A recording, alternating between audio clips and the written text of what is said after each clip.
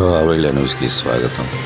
చిలుకూరులో ఆంజనేయ స్వామి దేవాలయంలో ఘనంగా గురు పౌర్ణమి వేడుకలు నిర్వహించారు.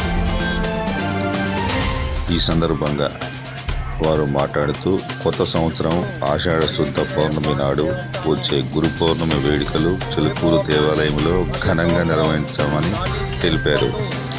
ప్రత్యేక పూజలు అనంతరం సాయిబాబా కమిటీ నిర్వాహకులు స్వామి వెంకటేశ్వరరావు దంపతులు, కట్టెకోల నరసింహారావు దంపతుల ఆధ్వర్యంలో అన్నదాన కార్యక్రమం నిర్వహించారు. ఈ కార్యక్రమంలో ఆలయ కమిటీ చైర్మన్ కొడారు వెంకటేశ్వర్లు, కట్టెకోల చంద్రయ్య, చేవూరి గోపయ్య, కోడారు శ్రీనివాసరావు, రోజా భవాని, ఆలయ కమిటీ సభ్యులు, భక్తులు పాల్గొన్నారు.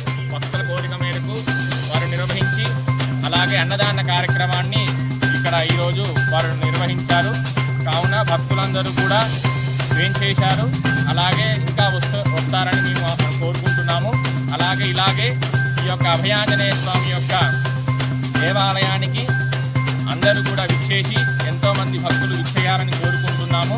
ఆ స్వామి యొక్క అనుగ్రహం ఎల్లవేళలా అందరికీ ఉంటుందని మేము ఆశిస్తున్నాము.